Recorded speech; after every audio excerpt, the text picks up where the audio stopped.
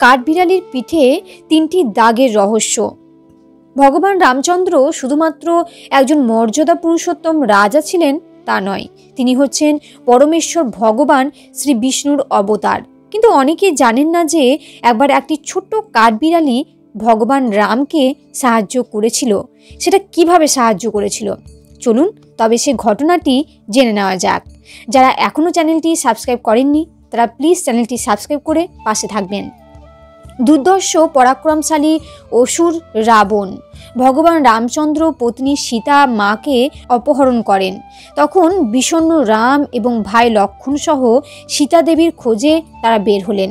বানররাজ সুগ্রীব রামের সহায়তায় সৈন্য সমেত সমুদ্র তীরে উপনীত হলেন। লঙ্কায় পৌঁছতে হলে বিশাল সমুদ্র পাড়ি দিতে হবে। তাই বহু আলোচনার পর সিদ্ধান্ত নেওয়া হলো যে এই বিশাল মহাসমুদ্রের উপর সেতু নির্মাণ করা হবে। বানর এবং ভালুকের বিশাল বাহিনীকে বলা হলো নুড়ি পাথর এনে সমুদ্র তীরে সমবেত করার জন্য, যাতে সেগুলো দিয়ে একটি বিশাল সেতু তৈরি করা যায়। ভগবান শ্রীরামচন্দ্রের সেবা করার এমন সুযোগ পেয়ে বানর দল বড় বড় পাথরের অংশ সংগ্রহে এদিক ওদিক দৌড়াতে লাগলো। বানরেরা ছিল খুবই শক্তিশালী। তারা বড় বড় পাথর, এমনকি আস্ত পাহাড় তাদের কাঁধে বহন করে সে মহাসমুদ্রে নিক্ষেপ করছিল। অন্যান্য প্রাণীরাও ভগবান শ্রী রামচন্দ্রের সেবা করার অভিলাষ করেছিল। তখন মহাসমুদ্রের মাছ এবং অন্যান্য জন্তুরা নিক্ষেপ করা পাথরগুলো সঠিক স্থানে বসানোর কাজে লেগে গেল। অন্যদিকে পাখিরা ছোট ছোট নুড়ি পাথর নিয়ে আকাশে উড়ে পাথরের মাঝে ফাঁকা স্থানগুলো পূরণ করতে লাগলো। একটি ছোট্ট কাঠবিড়ালি এই বিশাল কর্মযজ্ঞ দেখে নিজেও ভগবান রামকে সহায়তা করতে চাইল। সে কিছুক্ষণ ভাবলো এবং ছোট ছোট নুড়ি সংগ্রহ করে জলে ফেলতে লাগলো। কিছুক্ষণ পর সে এতই ক্লান্ত হয়ে গেল যে সে আর নিজের শক্তিতে সেই নুড়িগুলো বহন করতে সক্ষম হলো না। কিন্তু তারপরও সে সেবা করে যেতে চাইল। এবার সে জলের উপরিভাগে কিছু দূর গিয়ে আবার তীরে এসে গড়াগড়ি দিল এবং আবার জলে গিয়ে ধুয়ে আবার নুড়িতে গড়াগড়ি দিচ্ছিল।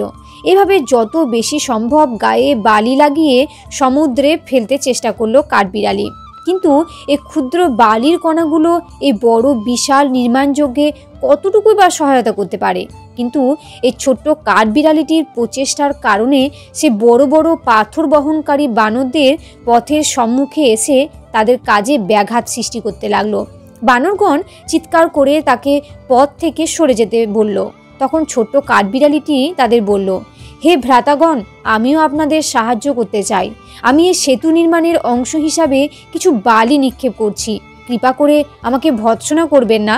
তখন বানরগণ উচ্চস্বরে হেসে বলল, এই ছোট্ট ছোট্ট বালুকণাগুলো কি কাজেই বা লাগবে?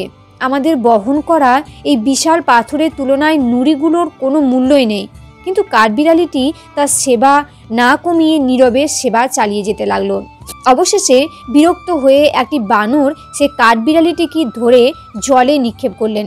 ভগবান রামচন্দ্র, যিনি এই ঘটনাগুলো দেখছিলেন, তিনি জলে পড়ার আগেই কাঠবিড়ালিটিকে ধরলেন এবং তাকে যত্নের সাথে বসালেন। তারপর তিনি বানর বাহিনীকে ডেকে বললেন, হে বানরগণ, তোমরা খুব সাহসী এবং শক্তিশালী।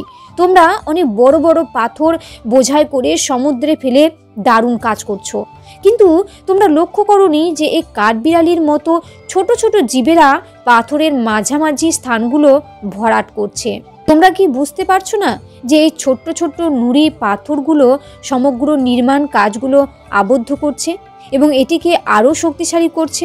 কিন্তু তা সত্ত্বেও তোমরা এই ক্ষুদ্র জীবের উপর ক্ষুব্ধ হচ্ছ। ভগবান শ্রীরামচন্দ্রের এই কথা শ্রবণ করে বানরগণ খুবই লজ্জিত হলেন এবং মাথা নিচু করলেন। রামচন্দ্র বললেন, সর্বদা স্মরণ রাখবে, ছোট কাজ হলেও প্রতিটি কাজই গুরুত্বপূর্ণ। কোনো একটি মহান কার্য কখনো প্রধান কর্তা ব্যক্তিদের দ্বারা একাকী সুসম্পন্ন হয় না, তাদের সকলের সহযোগিতার প্রয়োজন হয়। তাই যে কোনো কাজ তা ছোট হলেও তা গ্রহণ বা অনুমোদন করা উচিত। তারপর ভগবান সে কাঠবিড়ালিটিকে বললেন, হে আমার প্রিয় ভক্ত কাঠবিড়ালি, আমি অত্যন্ত দুঃখিত যে আমার সৈন্যদের দ্বারা তুমি আঘাতপ্রাপ্ত হয়েছ এবং তোমার সেবা অত্যন্ত আনন্দিতভাবে সাধন করো। এরপর ভগবান রামচন্দ্র কাঠবিড়ালিটির পিঠে হাত দিয়ে আঁচড় দিলেন এবং ভগবান যেখানে স্পর্শ করেছিলেন সেখানে 3টি খাড়া দাগের সৃষ্টি হলো। এভাবেই কাঠবিড়ালি প্রজাতি তাদের পিঠে ভগবান শ্রী রামচন্দ্রের আশীর্বাদ স্বরূপ 3টি দাগ লাভ করেন। এখনো কাঠবিড়ালির পিঠে 3টি সাদা দাগ দর্শন করা যায়।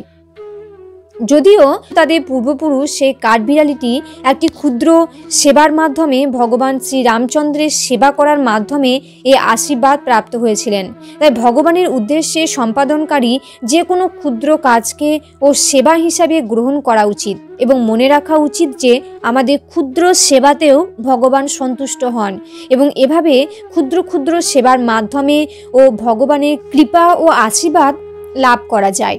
এবার আমরা জানবো ভগবান রামচন্দ্র কিভাবে মর্তলোক ত্যাগ করেছিলেন। জানুন পুরাণ কি বর্ণনা দিচ্ছে। ভগবান শ্রীরামচন্দ্রের জন্মতিথি বা রামনবমী আমরা প্রায় সকলেই জানি, কিন্তু আপনি কি জানেন ভগবান শ্রীরামচন্দ্র কিভাবে ধরাভূমি পাড়ি দিয়েছিলেন? তবে সেই বিষয়ে জানুন আমাদের পুরাণ কি বলছে। দশরথের প্রথম পুত্রকে বলা হয় পুরুষোত্তম, কিন্তু জানেন কি কিভাবে মৃত্যু হয়েছিল ভগবান রামচন্দ্রের? মর্তে ধর্ম প্রতিষ্ঠা করে ফিরে যান অমর্তলোকে। তবে রামায়ণে রামের মৃত্যুর প্রসঙ্গ আছে। 11,000 বছর শাসনকালে রামচন্দ্র বহু যজ্ঞ করেন। ভগবান রামচন্দ্র এবং তার ভাইয়ের পুত্ররা বিশাল রাম রাজত্বের বহু অংশ শাসনাভার পান। সীতাদেবী ফিরে যান তার মা পৃথিবীর কাছে। ক্রমে ভগবান রাম বোঝেন মর্তে তার কাজ শেষ হয়েছে, এবার ফিরে যেতে হবে দেবলোকে। পদ্মপুরাণ মতে একদিন রামের কাছে একজন ঋষি আসেন, বলেন রামচন্দ্রের সঙ্গে তার একান্তে ব্যক্তিগত কথা আছে, কেউ যেন সে সময় ঘরে না ঢুকে। রাম সে মতো পাহারায় রাখেন লক্ষণকে, নির্দেশ দেন কেউ ঘরে ঢুকলে তাকে মৃত্যুদণ্ড দেওয়া হবে। বলা হয় এই ঋষি হলেন আসলে কালদেব, সময়ের দেবতা। সে সময় সেখানে আসেন ঋষি দুর্বাসা। ঢুকতে না পেরে তিনি রঘুবংশ এবং অযোধ্যাকে অভিশাপ দিতে যান। সবাইকে বাঁচাতে অভিশাপ নিজের ঘাড়ে নিয়ে নেন লক্ষণ। তিনি অনুভব করেন এই পরিস্থিতি আসলে কালের খেলা, তার চলে যাওয়ার সময় এসেছে। বুঝতে পেরে লক্ষণ চলে যান সরযূ তীরে, বিলীন হয়ে যান নদীতে। ভগবান রাম যখন খবর পান তিনিও সরযূতে গিয়ে বিলীন হয়ে যান। সেই সময় ভগবান বিষ্ণুর অনন্ত শেষ অবতার এসে আশীর্বাদ করেন ভক্তদের। রামায়ণের অন্য একটি সূত্র আবার রামের মৃত্যু অন্যভাবে ব্যাখ্যা করে। সেখানে বলা হয় ভগবান রামচন্দ্র বুঝতে পারেন মর্তের কাজ শেষ করে এবার তার সুরলোকের ফিরে যাওয়ার সময়। তিনি যমরাজের অপেক্ষায় থাকেন, কিন্তু অযোধ্যার দ্বারে পাহারায় ছিলেন স্বয়ং হনুমান। ফলে ভয়ের চোটে যমরাজ ঢুকতে পারছিলেন না। জানতে পেরে ভগবান রামচন্দ্র নিজের আংটি ফেলে দেন প্রাসাদে পাথরের খাঁজে। হনুমানকে আদেশ দেন খুঁজে আনতে। হনুমান তখন পোকার আকার ধরে সেই ফাঁকে গলে যান, কিন্তু তিনি পৌঁছে যান নাগলোকে। সেখানে বাসুকী নাগের সঙ্গে সাক্ষাৎ হয় হনুমানের। বাসুকীকে হনুমান বলেন তিনি রামের আংটি খুঁজতে এসেছেন। শুনে বাসুকী বিশাল আংটির পাহাড় দেখিয়ে দেন। আংটির পাহাড় গিয়ে হনুমান দেখেন সেখানে সবই রামের আংটি। হনুমান বিভ্রান্ত হয়ে যান। এরপর বাসুকী নাগ হনুমানকে বোঝান জন্ম মৃত্যু চক্রের কথা। হনুমান তখন বুঝতে পারেন ভগবান রামচন্দ্রের বৈকুণ্ঠে ফিরে যাওয়ার সময় আসন্ন। এভাবেই পুরাণ সাহিত্য মহাকাব্যিক বিদায় পেয়েছেন বিষ্ণুর 7ম অবতার রামচন্দ্র। ত্রেতা যুগে রামচন্দ্র ছাড়াও অবতীর্ণ হয়েছিলেন বিষ্ণুর আরও 2 অবতার, পরশুরাম এবং বামন। দাপর যুগে কৃষ্ণ এবং বুদ্ধ। বাকি আছে শুধু 10ম অবতার কল্কিদেব, যিনি নাকি সাদা ঘোড়ায় চেপে আসবেন ঘোর কলিকালে। আমরা এই ভিডিওটির মাধ্যমে জানতে পারলাম যে একটা ছোট্ট কাঠবিড়ালি কিভাবে রামচন্দ্রকে সাহায্য করেছিল এবং রামচন্দ্র কিভাবে এই পৃথিবী থেকে বিদায় নিয়েছিলেন। এবং আমার অনুরোধ, আসুন আমরা তাহলে সকলেই রামায়ণ পাঠ করি এবং আমরা প্রভু রামের কাছে সকলেই করজোড়ে প্রার্থনা করি যেন আমরা সকলেই ভালো থাকি এবং সুস্থ থাকতে পারি এবং প্রতিদিন যেন আমরা রাম নাম বা হরে কৃষ্ণ নাম জপ করতে পারি। জয় শ্রীকৃষ্ণ। সকলেই ভালো থাকুন, সুস্থ থাকুন।